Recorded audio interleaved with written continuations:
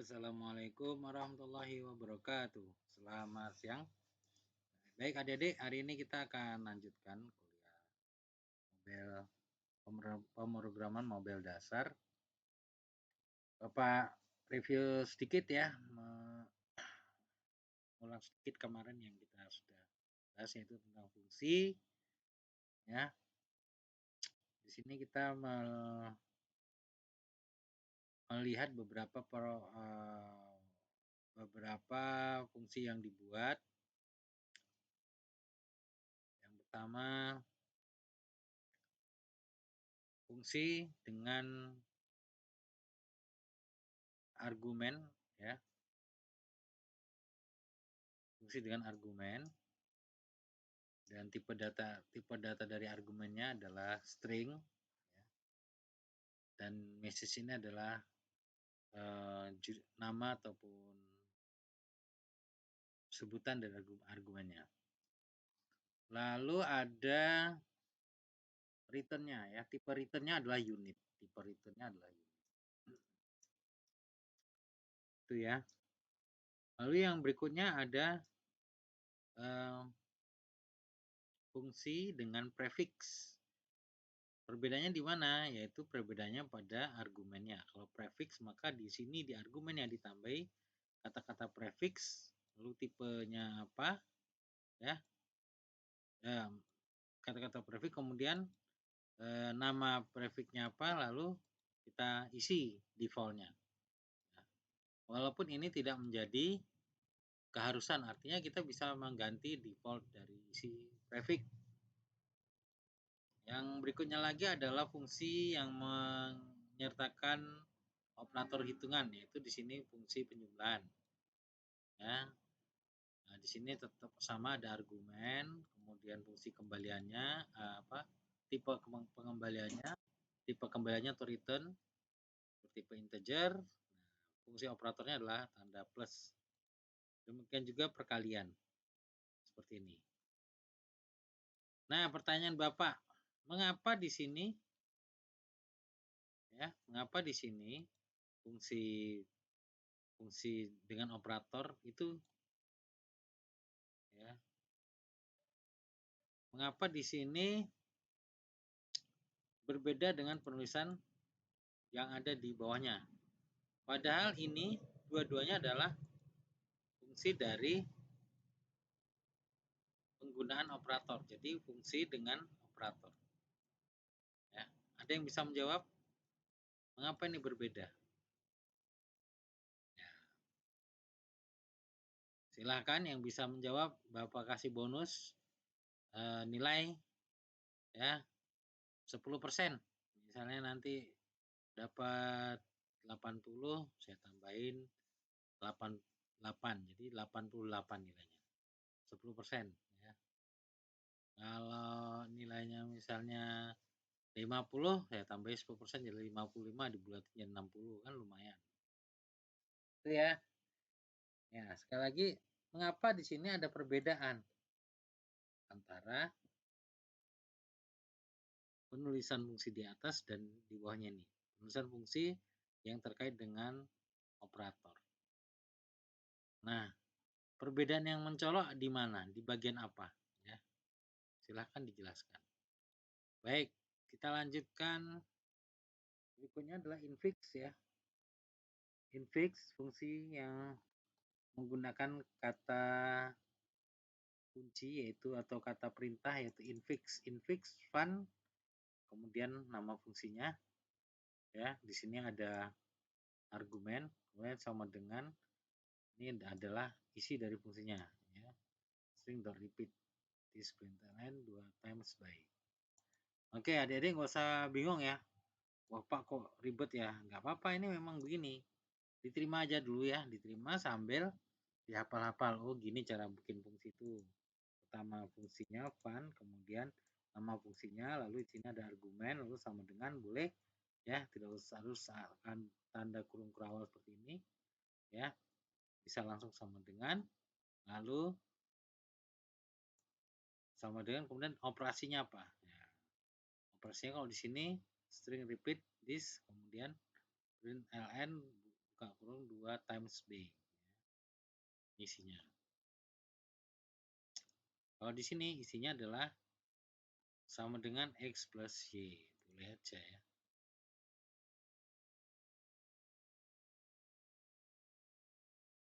Baik, ini fungsi infix. Ya. Ada lagi nilai variabel tetap pair. Ya. Itu sudah kita terjemahkan beserta fungsi to. Ya. Artinya pembuatan pasangan kata ya, fungsi pair. Ya. Padahal pair di sini adalah sebenarnya nama variabel yang bernilai tetap, tapi dikaitkan dengan fungsi to. To ini untuk memasangkan.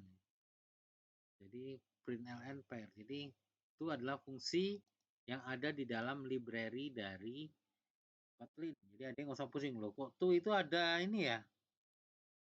Kok ada bisa memasangkan itu memang udah ada dari sananya ya, dari sononya. Jadi fungsi itu bisa kita buat, misalnya operasi ini ya, X plus Y, X kali Y. Itu operasi kan? Jadi dia bisa berjalan. Atau fungsi itu sudah ada library-nya seperti itu. Ini berarti memasangkan. Sehingga kalau dicetak nanti Ferrari Katrina ya gitu. Ya, print ln, coba kita print, yuk kita print, kita lihat hasilnya. Nah, Ferrari, Katrina.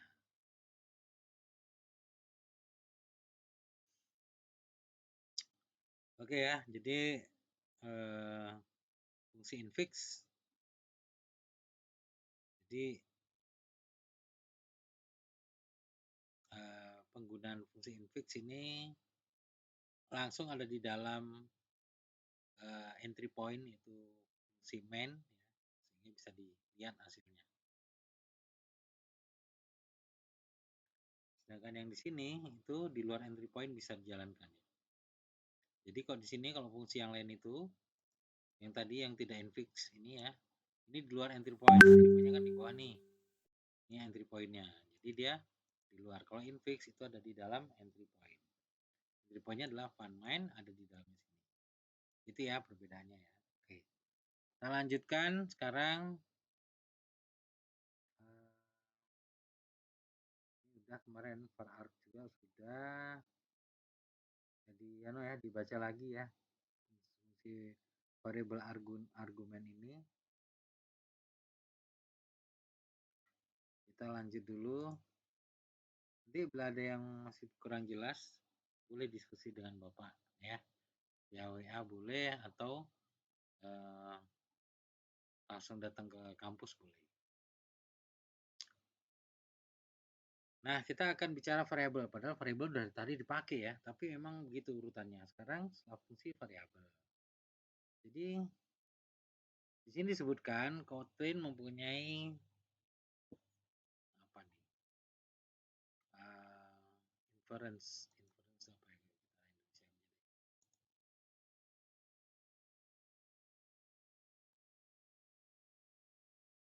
Inferensi.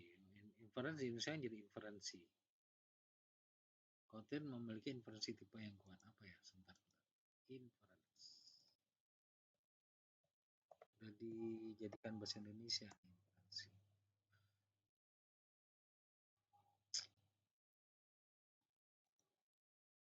Coba diinggriskan aja deh.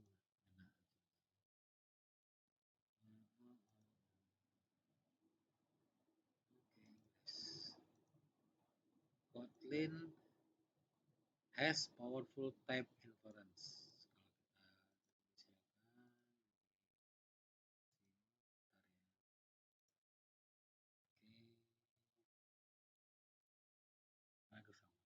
Kotlin memiliki inferensi tipe yang kuat. Ya kita baca dulu deh ya. Maksudnya nanti mungkin di bawahnya ini. While you can explicitly, while ketika kamu can explicitly declare, mendeklarasikan, menyatakan secara eksplisit. Kalau implisit itu tidak terbuka ya, kalau eksplisit terbuka. Jadi ketika kita menyatakan secara terbuka, mendeklarasikan secara terbuka tipe dari variabel, maka kamu akan memberikan kemampuan compiler, ya, berikan kemampuan kepada compiler untuk melakukan pekerjaannya dengan menginferensi, dengan by inferring, ya, dengan menginferringnya. Nah, ini agak susah nih bahasanya, ya. Coba kalau kita yang di Google.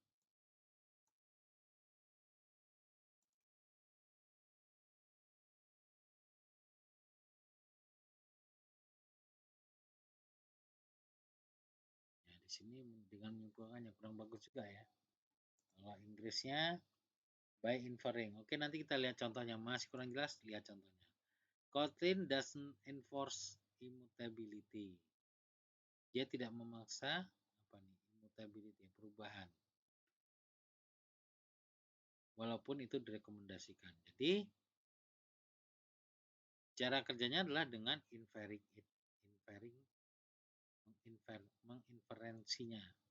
menginferensikannya gitu, ya.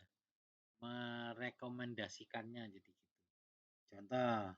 Jadi inferring itu nanti dia menggunakan titik, ya, biasanya, ya. Yang saya mengerti biasanya inference itu menggunakan dot gitu. Tapi kalau sini apa? Contoh var a.2 string. Ya, variabel a kita nyatakan sebagai string, lalu isinya adalah initial. Print a. Val b.2 integer sama dengan 1. Val c sama dengan 3. Yang disuruh print a, ya, yang keprint hanya a. Initial, ya. Ini yang jelasnya. Ada di dalam main, ya.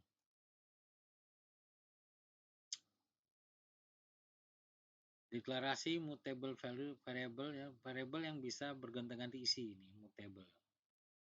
Dan menginisialisasinya dengan isi inisial. Itu diberi isi. Lalu yang kedua, baris 2, deklarasikan immutable value dan menginisialisasikannya. Sama. Bentar.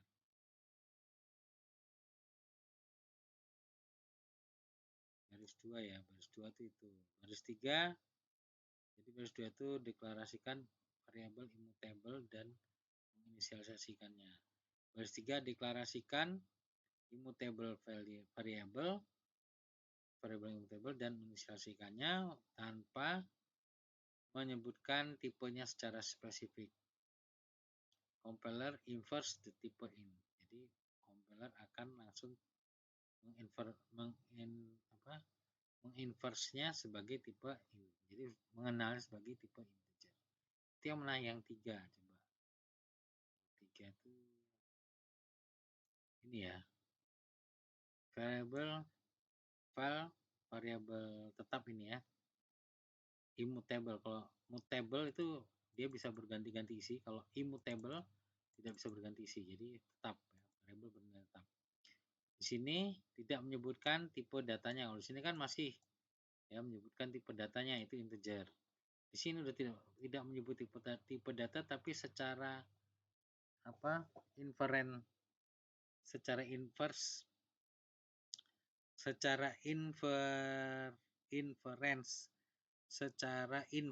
Nah, infering itu jadi tipe datanya udah otomatis dikenal oleh Kotlin. Jadi infering itu gitu maksudnya. Kelihatan, ya.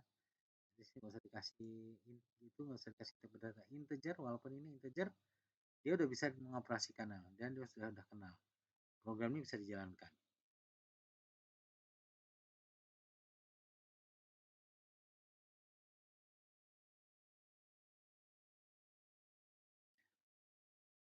You free to choose. Kamu bebas memilih pada saat kita menginisiasi variabel. You're free to choose when, kapan. Kita bebas memilih kapan kita bisa memberikan isi pada variabel atau menginisialisasi.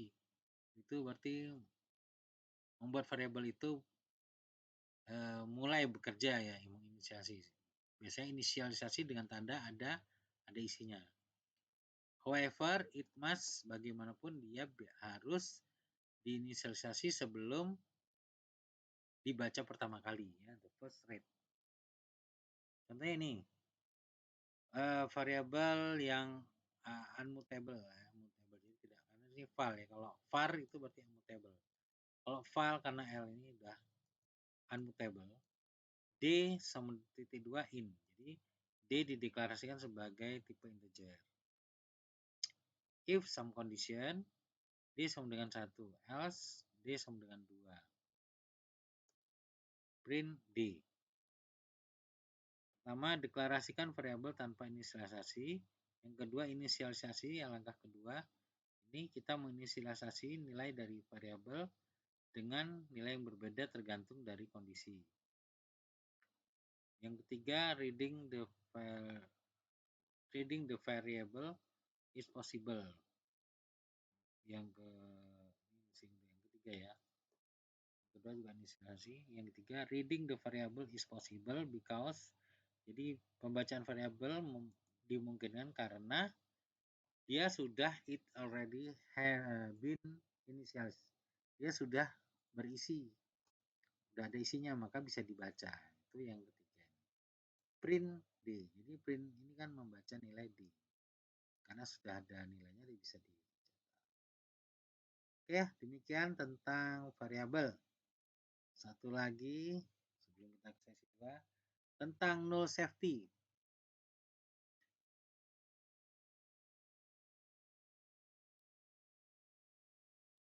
Misalnya apa nih? Dalam upaya untuk menyingkirkan dunia. Oke ya. Menghindari.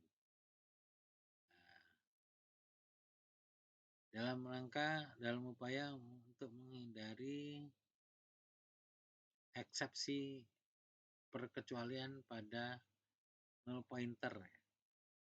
Apa ini?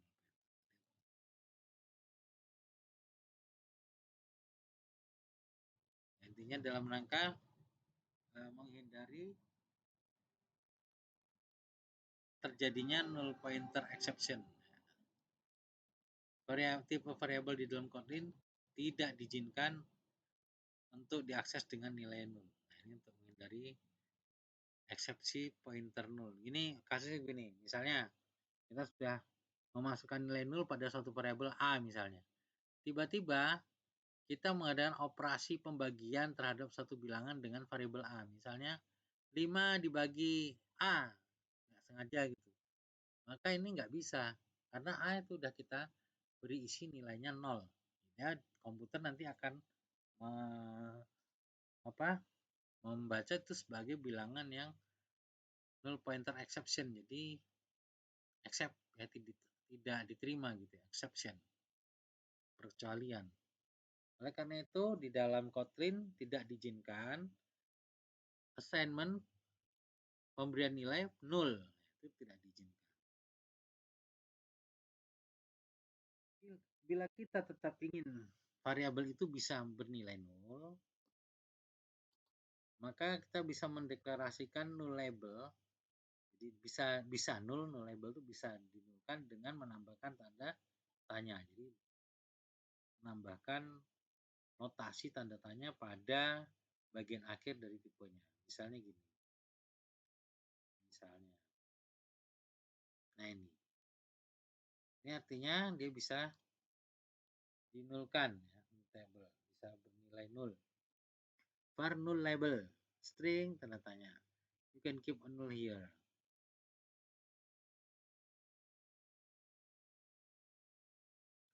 Null label ini kan sama dengan null. Bisa karena udah dikasih tanda string ya. Itu tulisan null. Ini contoh ya kan? Paham nggak di sini? Bisa ya? Yang penting kalau dia mau dikasih nilai nol bisa, tapi dikasih tanda tanya di belakang. Setelah itu tinggal nama variabelnya null label sama dengan nol. Bisa. Oke ya. Mantap, sudah paham ya kalian ya.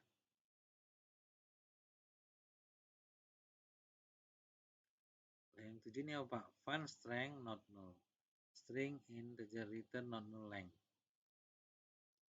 Nama fungsinya nama fungsinya strlength dengan argumen not null.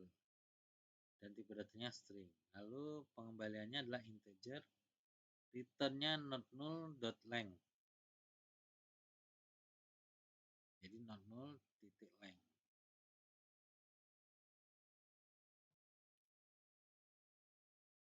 One string. Ini kalau dijalankan kira-kira apa hasilnya?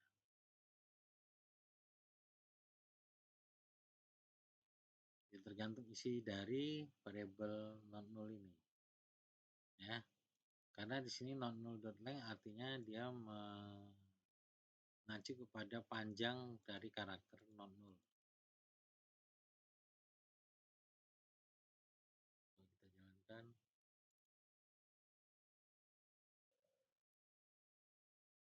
hasilnya tanda merah ya. Kenapa tanda merah? Null cannot be a value of non-null type string.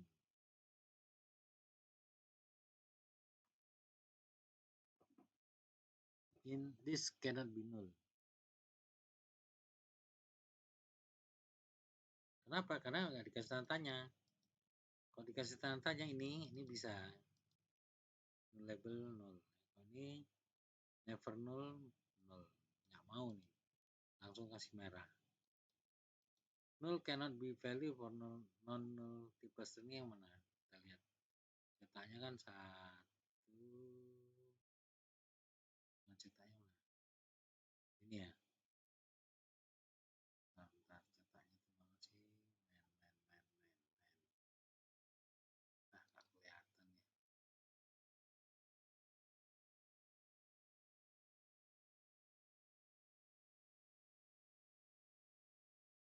Nah, ini nggak ada nyetak, cuma di sini dia karena dia tidak dikasih tanda tanya pada belakang string, maka ini dinyatakan salah oleh program, makanya merah.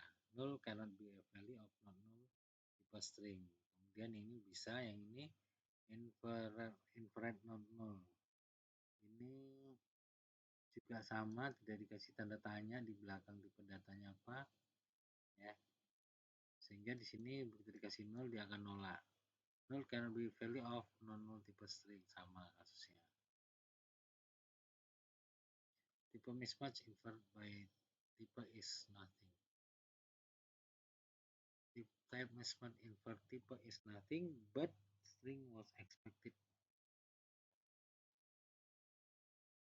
Yang berikutnya dia bilang mismatch berarti tidak sesuai tipe datanya. Invert type is nothing.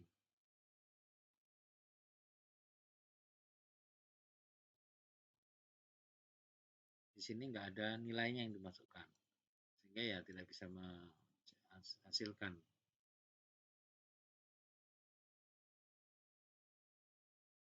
String never null, string label di sini str length never null. Str length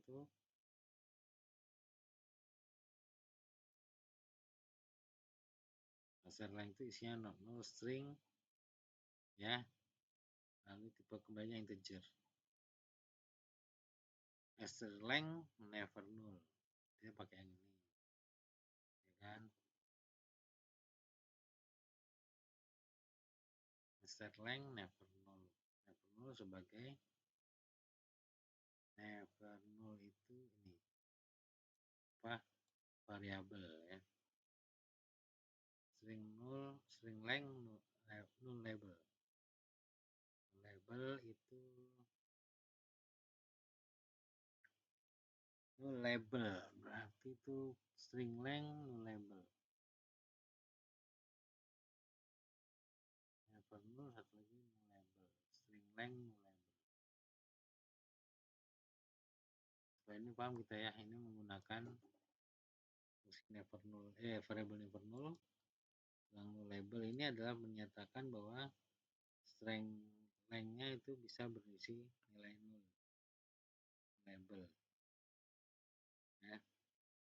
Tapi ini kayaknya tipe mismatch antara length dengan null label, karena dia di sini merah, ya. The mismatch invert tipe is nothing but string was expected. Kita baca aja yang ke-20.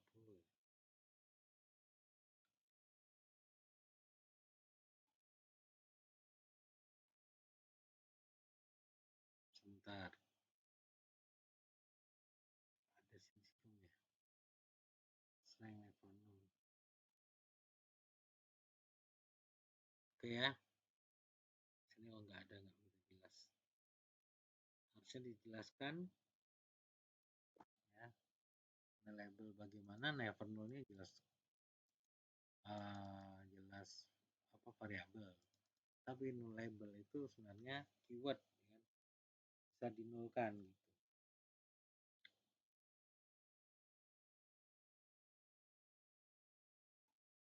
1, 2, 3 kita lihat sini berarti yang ke-7.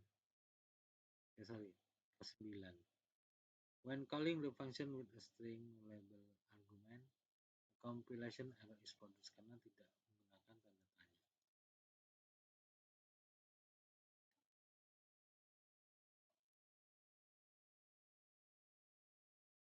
Baiklah, demikian ya sesi pertama.